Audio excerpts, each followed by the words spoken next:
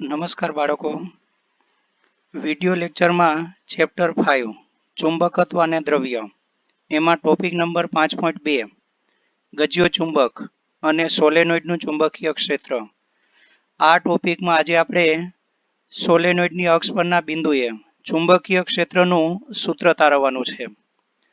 તો એ પહેલા સોલેનોઇડ અને તેના ચુંબકીય ક્ષેત્ર વિશે થોડુંક જોઈ લઈએ. હવે તમે જાણો છો એ રીતે સોલેનોઇડ એ આકૃતિમાં દર્શાવ્યા મુજબ પાસ પાસે વીંટાળેલ વાહક તારનું ગૂંચળું હોય છે. અહીં ખરેખર દરેક આંટા એ સરળતા માટે એકબીજાથી દૂર દર્શાવેલ છે, પણ હકીકતમાં સોલેનોઇડમાં આ દરેક આંટા એ પાસ પાસે હોય છે. એટલે સોલેનોઇડ એ પાસ પાસે વીંટાળેલ વાહક તારનું ગૂંચળું હોય છે. હવે આ સોલેનોઇડમાંથી જ્યારે પ્રવાહ પસાર થાય ત્યારે તેના અંદરના ભાગમાં ચુંબકીય ક્ષેત્ર ઉત્પન્ન થાય છે, અને આ ચુંબકીય ક્ષેત્ર કાયમી હોતું નથી, પણ જ્યારે પ્રવાહ પસાર થાય ત્યારે જ ઉત્પન્ન થાય છે. જેવી રીતે ગજિયા ચુંબકમાં ચુંબકની આજુબાજુ કાયમી ચુંબકીય ક્ષેત્ર હોય છે, તેવી રીતે સોલેનોઇડમાં કાયમી ચુંબકીય ક્ષેત્ર હોતું નથી, પણ જેટલા સમય માટે પ્રવાહ પસાર થાય છે તેટલા સમય માટે જ ચુંબકીય ક્ષેત્ર ઉત્પન્ન થાય છે. હવે આ ચુંબકીય ક્ષેત્રની દિશા કઈ હોય છે અને કેવી રીતે જાણી શકાય તે આપણે જોઈએ. તો સોલેનોઇડ વડે ઉદ્ભવતા ચુંબકીય ક્ષેત્રની દિશા જાણવા માટે બે નિયમ છે. એમાં પહેલો નિયમ છે જમણા હાથના અંગૂઠાનો નિયમ. તો આ આકૃતિમાં દર્શાવ્યા મુજબ તમારે સોલેનોઇડને જમણા હાથની હથેળીમાં પકડી અને જેવી રીતે દરેક આંટામાંથી પ્રવાહ વહેતો હોય તેવી રીતે આંગળીઓને વાળવાની છે. એટલે જ્યારે સોલેનોઇડને હાથમાં પકડો ત્યારે ખાસ કાળજી રાખજો, આંગળીઓ એ પ્રવાહની દિશામાં વળવી જોઈએ. તો અંગૂઠો એ ચુંબકીય ક્ષેત્રની દિશા દર્શાવે છે. એટલે અંગૂઠાની દિશા પરથી જોઈ શકીએ કે અહીં ચુંબકીય ક્ષેત્રની દિશા એ આ તરફ થશે. હવે ગજિયા ચુંબકમાં આપણને ખબર છે કે ચુંબકીય ક્ષેત્ર એ એન ધ્રુવમાંથી નીકળે છે. તો અહીં આ છેડામાંથી ચુંબકીય ક્ષેત્ર નીકળતું હોવાથી આ જે છેડો છે સોલેનોઇડનો તે એન ધ્રુવ તરીકે વર્તે છે, અને તેનો બીજો છેડો એસ ધ્રુવ તરીકે વર્તે. કારણ કે આપણને ખબર છે કે કોઈ પણ સોલેનોઇડ હોય કે કોઈ પણ એક પ્રવાહધારિત આંટો હોય, એનો એક તરફનો છેડો જો એન ધ્રુવ તરીકે વર્તે તો તેનો પાછળનો છેડો હંમેશા એસ ધ્રુવ તરીકે વર્તે. આ જાણવા માટે મારી સાથે તમારે એક પ્રયોગ કરવાનો છે. તમારે તમારા હાથની ડાબા હાથની પેલી આંગળી અને અંગૂઠાને જોડી અને વર્તુળ બનાવવાનું છે. આ વર્તુળ એ પ્રવાહધારિત રિંગ ધારવાની છે અત્યારે. હવે ખાસ યાદ રાખજો, અત્યારે ધારો કે પ્રવાહની દિશા એ અંગૂઠામાંથી નીકળી અને આંગળીમાં જાય છે, એટલે પ્રવાહની દિશા અંગૂઠાથી આંગળી તરફ છે. હવે તમે એને સામેથી જુઓ, તો સામેથી જોશો તો તમને પ્રવાહની દિશા અંગૂઠાથી આંગળી તરફ એટલે કે વિષમઘડી દિશામાં દેખાશે. અને વિષમઘડી દિશામાં દેખાય તો તમારો આ જે ભાગ છે એ સામેનો તમારી આંખ તરફનો ભાગ એ એન ધ્રુવ તરીકે વર્તે છે, ઉત્તર ધ્રુવ તરીકે. હવે બીજી બાજુથી જોવો, પરિસ્થિતિ સામેથી જોવો, તો સામેથી જોવો પણ યાદ રાખજો કે પ્રવાહની દિશા એ આપણે પહેલેથી ધારેલી છે અંગૂઠાથી આંગળી તરફ. તો સામેથી જોશો તો હવે તમને પ્રવાહની દિશા એ અંગૂઠાથી આંગળી તરફ જ છે, એટલે આ તરફથી જોતા પ્રવાહની દિશા એ સમઘડી દિશામાં હશે. તો સમઘડી દિશામાં હોવાથી તમારો આ છેડો એ દક્ષિણ ધ્રુવ તરીકે વર્તે છે. એટલે આમ આપણે જોયું કે કોઈ પણ એક આંટો હોય, કોઈ પણ પ્રવાહધારિત આંટો કે રિંગ હોય કે સોલેનોઇડ હોય, તો તેનો એક તરફનો છેડો ઉત્તર ધ્રુવ તરીકે વર્તે, તો સામેનો છેડો હંમેશા દક્ષિણ ધ્રુવ તરીકે વર્તે છે.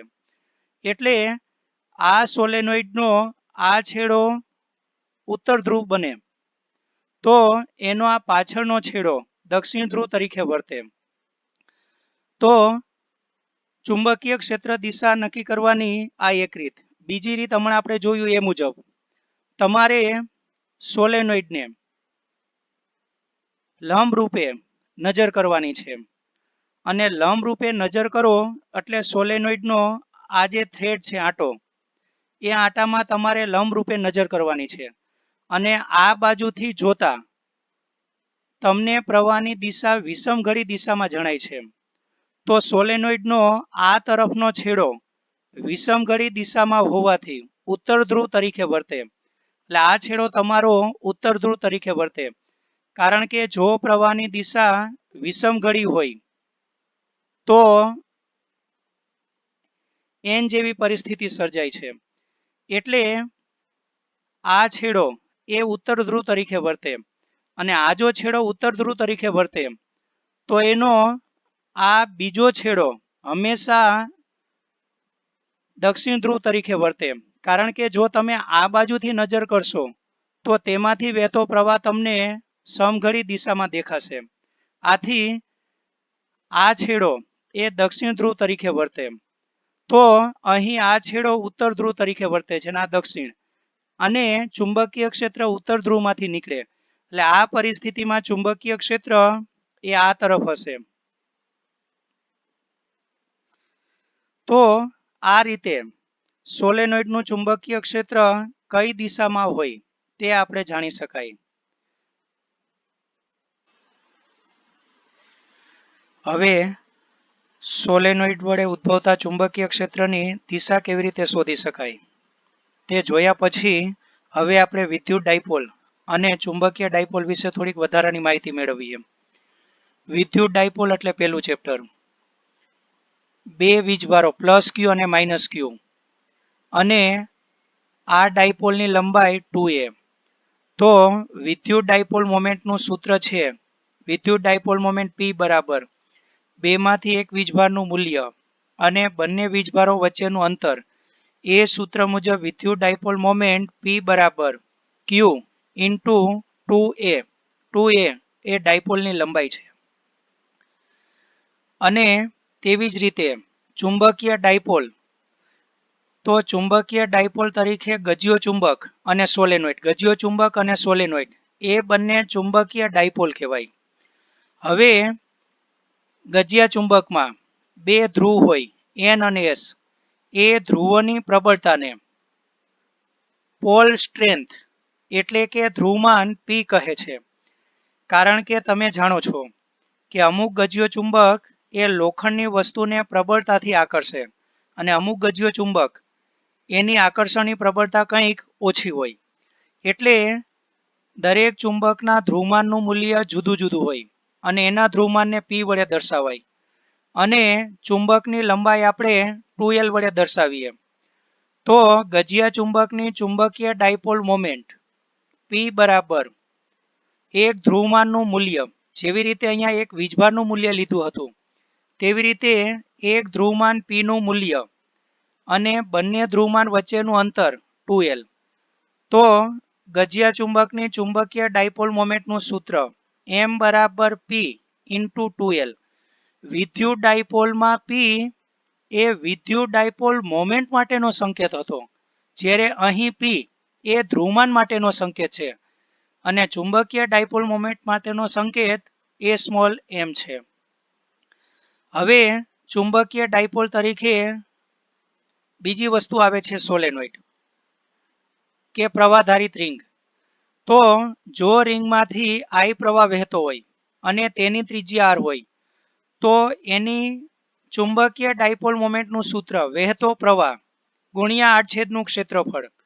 હવે વર્તુળાકાર હોવાથી આડછેદનું ક્ષેત્રફળ a બરાબર પાઈ આર સ્ક્વેર. તો રિંગ માટે ચુંબકીય ડાયપોલ મોમેન્ટનું પ્રવાહધારિત રિંગ માટે ચુંબકીય ડાયપોલ મોમેન્ટનું સૂત્ર m બરાબર IA અથવા I into pi r square. પણ સોલેનોઇડ હોય તો એમાં આવા કેપિટલ N આટા હોય તો સોલેનોઇડ માટે ચુંબકીય ડાયપોલ મોમેન્ટનું સૂત્ર થશે m બરાબર કેપિટલ N ઇન્ટુ IA. હવે તમે વિદ્યુત ડાયપોલની અક્ષ પરના બિંદુએ ચુંબકીય વિદ્યુત ક્ષેત્રનું સૂત્ર પહેલા ચેપ્ટરમાં જોયું હતું 1/4πε0 2p upon r cube અને વિષુવવૃત્ત રેખા પર હોય તો એમાં 2 ન આવે. એવી જ રીતે ચુંબકીય ડાયપોલની અક્ષ પરના બિંદુએ આ અક્ષ કહેવાય, આ એની અક્ષ કહેવાય, અહીં આ ચુંબકીય ડાયપોલની અક્ષ કહેવાય. તો તેના માટે ચુંબકીય ક્ષેત્રનું સૂત્ર μ0/4π એટલે વિદ્યુત ક્ષેત્રમાં જ્યાં k અથવા 1/4πε0 લેવાતું એની જગ્યાએ ચુંબકત્વમાં μ0/4π લેવાશે. એ આપણે આગળ હવે પછી જે થિયરી આવશે તેમાં જોવાનું છે.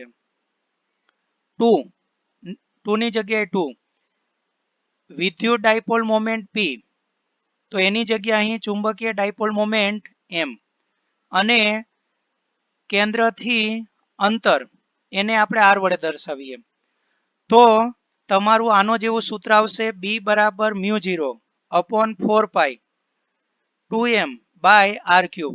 એ હવે આ વિડિયો લેક્ચરમાં હવે પછીની થિયરીમાં આપણે આ સૂત્ર તારવવાનું છે. હવે આપણે પરિમિત લંબાઈના સોલેનોઇડની અક્ષ પરના બિંદુએ ચુંબકીય ક્ષેત્ર શોધવાનું સૂત્ર તારવીએ. તો આ થિયરીમાં તમારે માત્ર આ પહેલી આકૃતિ દોરવાની છે. બાજુની બંને આકૃતિ અને સૂત્ર એ માત્ર સમજવા માટે છે. એ તમારે આ થિયરીમાં બંને આકૃતિ દોરવાની નથી, માત્ર પહેલી દોરવાની છે.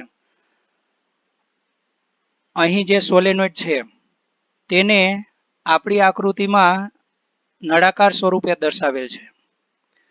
હવે આ જે સોલેનોઇડની લંબાઈ છે એ સોલેનોઇડની લંબાઈને આપણે 2l વડે દર્શાવીએ.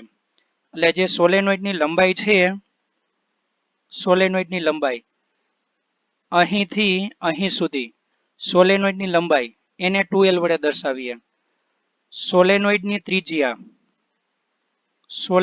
ત્રિજ્યા તેને આપણે a વડે દર્શાવીએ. હવે સોલેનોઇડમાં એક આંટો, બે આંટા, ત્રણ આંટા એમ કુલ આંટાની સંખ્યાને કેપિટલ N વડે દર્શાવીએ. એટલે સોલેનોઇડ પર રહેલા કુલ આંટાની સંખ્યાને આપણે કેપિટલ N વડે દર્શાવીએ. તો હવે આપણે કહી શકીએ કે 2l લંબાઈ દીઠ આંટાની સંખ્યા કેપિટલ N. તો એકમ લંબાઈ દીઠ આંટાની સંખ્યા N બાય 2l. આ એકમ લંબાઈ દીઠ આંટાની સ્મોલ n વડે દર્શાવીએ. તો એકમ લંબાઈ દીઠ આંટાની સંખ્યા સ્મોલ n નું સૂત્ર આવશે n/2l. હવે તમારે સોલેનોઇડની અક્ષ પરના બિંદુએ ચુંબકીય ક્ષેત્ર શોધવાનું છે. તો આ જે છે O તે સોલેનોઇડનું કેન્દ્ર છે. આ વચ્ચે જે ત્રુટક રેખા દર્શાવેલ છે તે સોલેનોઇડની અક્ષ કહેવાય.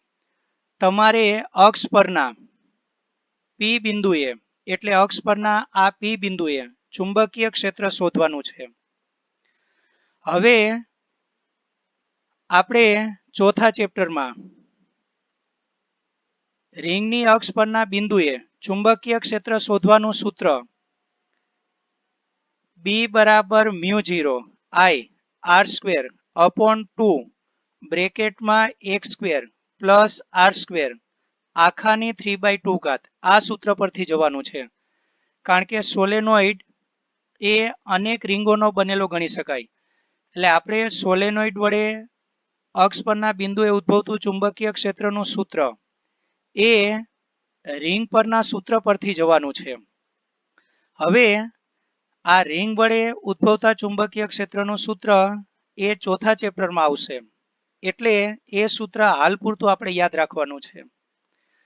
અહીં આકૃતિમાં એક પ્રવાહધારિત રિંગ દર્શાવેલ છે. આ રિંગમાંથી વહેતો પ્રવાહ I છે. અહીં અક્ષરો સૂક્ષ્મ હોવાથી બરાબર વચાતા નથી, એટલે સંકેત યાદ રાખજો. આ રિંગમાંથી વહેતો પ્રવાહ I છે.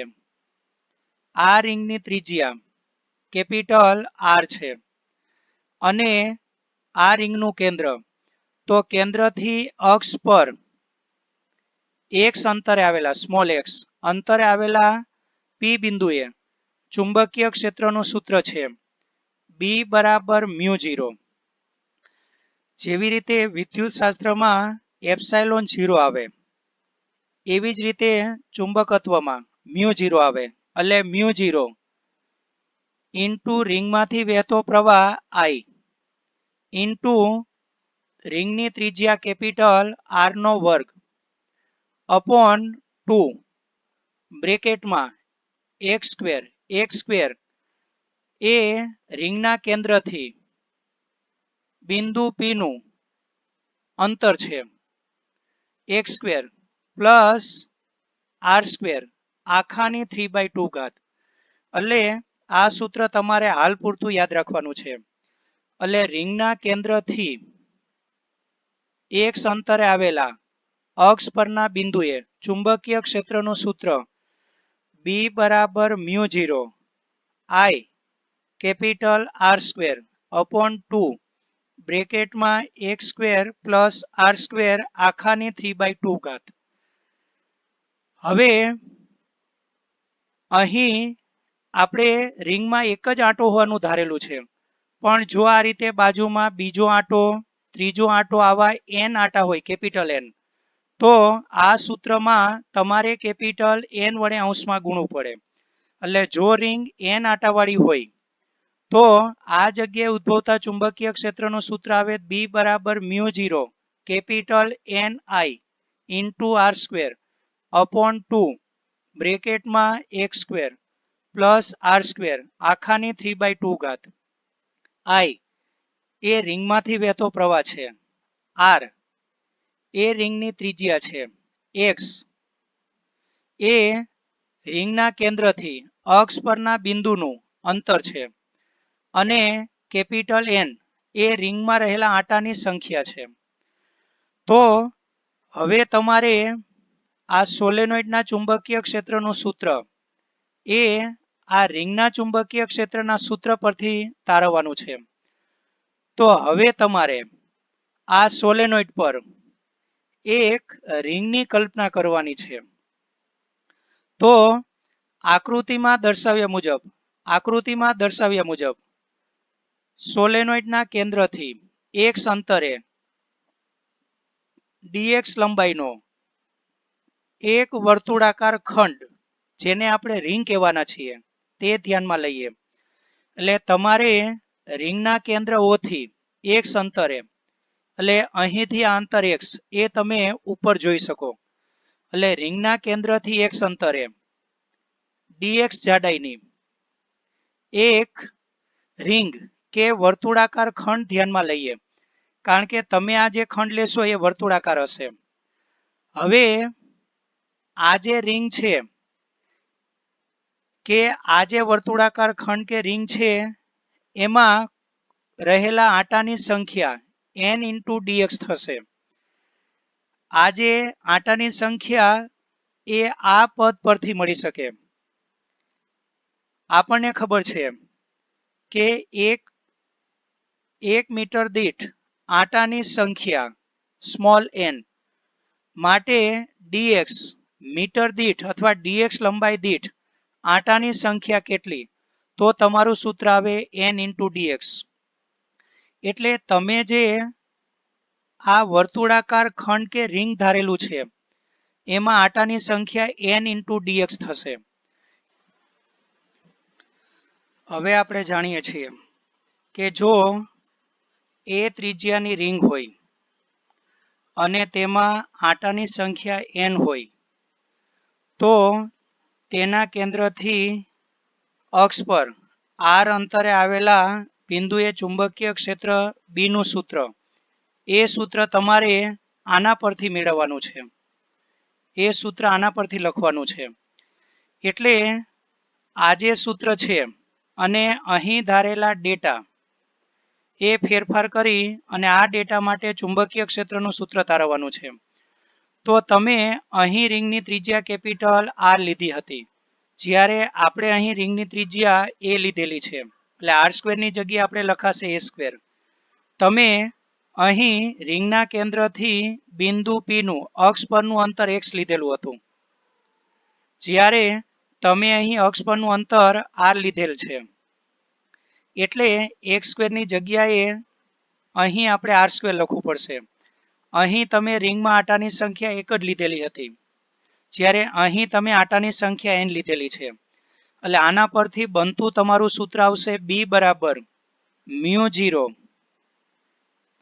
આટાની સંખ્યા n હોવાથી n × I ત્રિજ્યા r² ની જગ્યાએ a² અપોન 2 બ્રેકેટમાં x² ની જગ્યાએ r² પ્લસ a² આખાની 3/2. હવે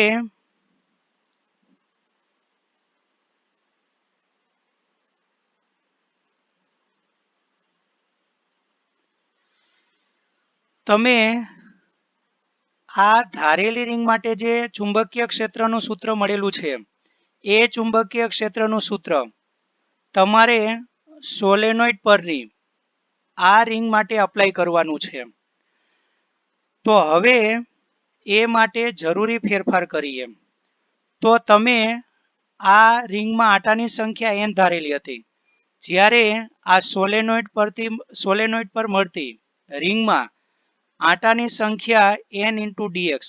એટલે તમારે આ સૂત્ર જો આ રિંગ માટે વાપરવું હોય તો તેમાં તમારે n ની જગ્યાએ આટાની સંખ્યા n ની જગ્યાએ n × dx મૂકવું પડશે.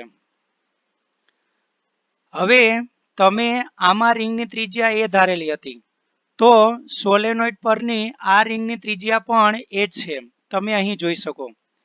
એટલે ત્રિજ્યા a² ની જગ્યાએ a² જ મૂકવાનું છે. તમે અહીં અક્ષ પરનું અંતર r ધારેલું છે, જ્યારે અહીં રિંગના કેન્દ્રથી અક્ષ પરના બિંદુ P નું અંતર r - x થશે. કારણ કે O થી સોલેનોઇડના કેન્દ્ર O થી P નું અંતર r અને O થી O' નું અંતર x. તો O' P નું અંતર માટે r માંથી આ બાજુનું x અંતર નીકળી જાય, એટલે રિંગના કેન્દ્ર O' થી બિંદુ P નું અંતર r - x હોવાથી અહીં તમારે r ને બદલે અંતર તરીકે r - x લેવું પડે. તો હવે સોલેનોઇડ પર જે રિંગ મળે છે, એ રિંગ માટે ચુંબકીય ક્ષેત્રનું સૂત્ર આવશે μ0 ની જગ્યાએ μ0 આટાની સંખ્યા n ની જગ્યાએ n × dx.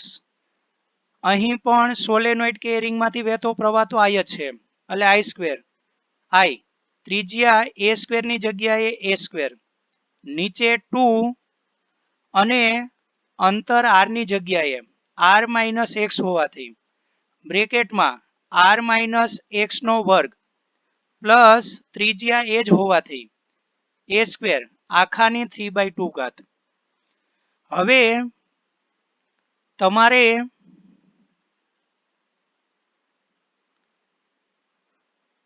સમગ્ર સોલેનોઇડને કારણે આ બિંદુ પાસે ચુંબકીય ક્ષેત્ર મેળવવાનું છે. એટલે એ ચુંબકીય ક્ષેત્રને આપણે સંકેતમાં B વડે દર્શાવશું. પણ હમણાં તમને માત્ર આ રિંગને કારણે મળ્યું છે, અને રિંગ એ સોલેનોઇડનો અતિ નાનો ભાગ હોવાથી તેને કારણે મળતું ચુંબકીય ક્ષેત્ર પણ અતિ નાનું હશે. આથી આ રિંગને કારણે પી બિંદુ પાસે મળતા ચુંબકીય ક્ષેત્રને આપણે ડીબી વડે દર્શાવીએ તો રિંગને કારણે મળતા ચુંબકીય ક્ષેત્ર ડીબી નું સૂત્ર μ0 n into dx I a square upon 2 બ્રેકેટમાં r minus x નો વર્ગ r minus x આખાનો વર્ગ પ્લસ a square આખાની 3/2 ઘાત. હવે તમને જે ચુંબકીય ક્ષેત્ર મળ્યું છે તે માત્ર આ એક રિંગને કારણે, પણ તમારે આખા સોલેનોઇડને કારણે આ જગ્યાએ ચુંબકીય ક્ષેત્ર શોધવાનું છે. તો સોલેનોઇડ એ આવી અનેક રિંગોનો બનેલો ગણી શકાય. એટલે સમગ્ર સોલેનોઇડને કારણે જો ચુંબકીય ક્ષેત્ર મેળવવું હોય તો સંકલન કરવું પડે. હવે આ સંકલનની હદ આપણે વિચારીએ તો સોલેનોઇડનું કેન્દ્ર એ આપણે ઉગમ બિંદુ પર લીધેલું છે. તો આખી લંબાઈ 2l હોવાથી અહીંથી આ છેડાનું અંતર l થશે. એટલે આ છેડાનું અંતર x બરાબર l ગણાશે અને આ બાજુ આ છેડાનું અંતર પણ l ગણાશે. પણ એ ઋણ x અક્ષ પર હોવાથી એ અંતરને આપણે x બરાબર માઇનસ l વડે દર્શાવીશું. એટલે આજે તમે રિંગ ધારેલી છે, આ રિંગ વિચારેલી છે, એ સોલેનોઇડ પર આવી રિંગો x બરાબર માઇનસ l થી x બરાબર પ્લસ l વચ્ચે મળે.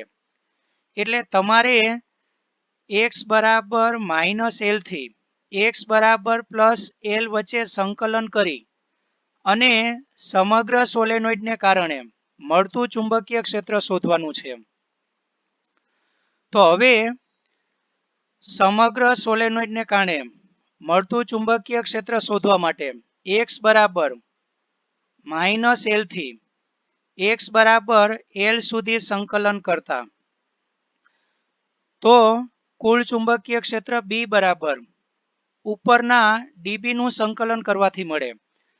હવે આ સંકલનમાં અચળ વસ્તુ હશે તે સંકલનની બહાર આવી જશે અને આપણને ખબર છે કે x વાળા પદ એ ચલિત છે, એના સિવાયના પદ અચળ ગણાશે.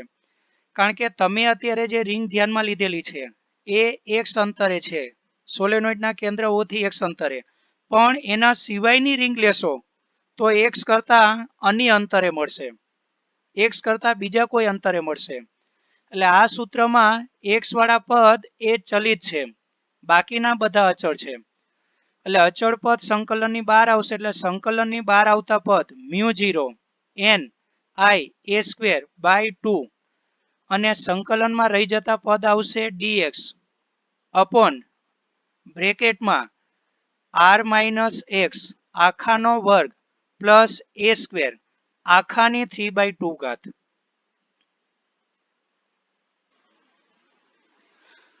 હવે છેલ્લા પેજની ગણતરી આપણે આગળ વધારીએ તો એ પેજ પર છેલ્લે મળતું સૂત્ર આપણે લખી દીધેલું છે. b બરાબર μ0 n I a square by 2 સંકલન માઇનસ l થી l વચ્ચે કરવાનું dx અપોન બ્રેકેટમાં r minus x આખાનો વર્ગ પ્લસ a square આખાની 3/2 ઘાત. હવે જો P બિંદુ એ સોલેનોઇડની અક્ષ પરનું ખૂબ જ દૂર આવેલું બિંદુ હોય, એટલે હવે તમે જે બિંદુ P ધારેલું છે અને બિંદુ P નું સોલેનોઇડના કેન્દ્રથી અંતર r છે, એટલે તમે અહીં પરિમિત અંતરે ધારેલું છે. પણ જો આ બિંદુ P એ ખૂબ જ દૂર આવેલું બિંદુ હોય તો r ઘણું જ મોટું મળે અને r ઘણું જ મોટું મળવાથી તે a કરતાં પણ મોટું થશે. તે સોલેનોઇડની ત્રિજ્યા a કરતાં ઘણું મોટું થશે અને સોલેનોઇડની લંબાઈ l કરતાં પણ બિંદુ P નું અંતર r એ ઘણું જ મોટું થશે. એટલે r very greater than a અને r very greater than l થવાથી ઉપરના સૂત્રમાં r ની જગ્યાએ છેદમાં a અને l કે x ને અવગણીએ, કારણ કે l કે x એટલા માટે લખેલું છે કે આપણે સંકલનની હદ x બરાબર l અને x બરાબર -l લીધેલી છે એટલા માટે. તો ઉપરના સૂત્રમાં તમારે x ની જગ્યાએ 0 મૂકવાનું છે, કારણ કે એને અવગણેલું છે, એટલે એની જગ્યાએ પણ 0 મૂકો. તો ઉપરના સૂત્ર પરથી મળતું સૂત્ર છે b બરાબર μ0 n I a²/2 સંકલન -l થી l વચ્ચે કરવાનું dx નીચે r-0 આખાનો વર્ગ પ્લસ 0 નો વર્ગ આખાની 3/2 હવે આ કૌંસનું સાદુરૂપ r² આવશે અને આખાની 3/2 તો સ્ક્વેર અને છેદમાં 2 કેન્સલ થઈ જશે, એટલે 3/2 માં છેદમાં 2 અને r² એટલે 2 કેન્સલ થઈ જાય. તો છેદવાળું પદ આવશે તમારું r3. એ r³ ને આપણે આગળ લઈ લઈએ તો તમારું સૂત્ર આવશે μ0 NiA²/2r³ અને સંકલનમાં રહી જશે dx. હવે dx નું સંકલન x અને x ની હદ આપીએ તો x બરાબર l માઇનસ x બરાબર -l સાદુરૂપ આપીએ અને બાજુનું પદ તો એમનું એમ જ લખાશે, એટલે l minus -l minus minus plus l એટલે l પ્લસ l એટલે 2l અને બાજુનું પદ તો એનું એ જ લખાશે. હવે યોગ્ય પદ ભેગા કરીએ તો μ0/2r³ અને 2l અને n ને ભેગા કરીએ 2l અને n ભેગા કરીએ અને બાકી રહેશે I × a².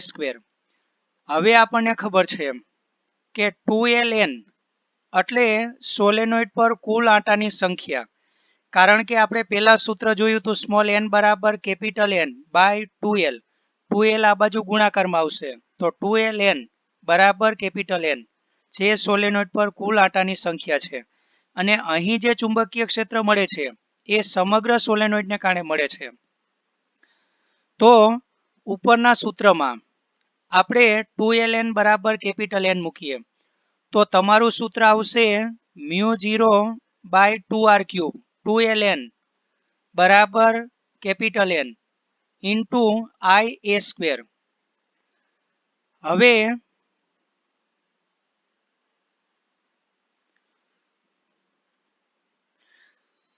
અંશ અને છેદમાં પાઈ વડે ગુણવાનું છે. પાઈ વડે ગુણવાનું કારણ હમણાં તમને સમજાઈ જશે. એટલે તમારું ઉપરના સૂત્રનું સ્વરૂપ આવશે μ0/2r³ n I પાઈ વડે ગુણ્યું હોવાથી πa² અને છેદમાં પાઈ. હવે πa² એટલે સોલેનોઇડના દરેક ગાળાના આડછેદનું ક્ષેત્રફળ, કારણ કે સોલેનોઇડનો દરેક ગાળો કે દરેક આંટો એ વર્તુળ હોવાથી વર્તુળનું ક્ષેત્રફળ πa².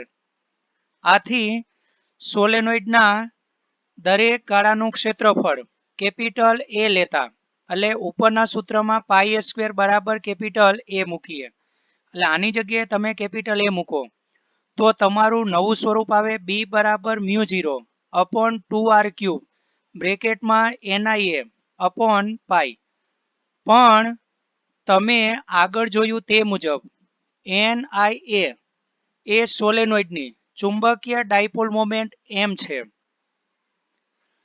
અને આથી ઉપરના સૂત્રમાં NiA બરાબર m મૂકીએ તો તમારું સૂત્ર આવશે b બરાબર μ0/2π ઇન્ટુ m/r³. અંશ અને છેદમાં 2 વડે ગુણી દો તો અહીં 2m થઈ જશે અને નીચે 2 વડે ગુણા એટલે 4m. તો તમારું ચુંબકીય ક્ષેત્રનું સૂત્ર આવશે b બરાબર μ0 ઇન્ટુ 2m/4πr³. અહીં m એ સોલેનોઇડની ચુંબકીય ડાયપોલ મોમેન્ટ છે અને આ થયું તમારું સોલેનોઇડની અક્ષ પરના બિંદુએ ચુંબકીય ક્ષેત્ર શોધવા માટેનું જરૂરી સૂત્ર.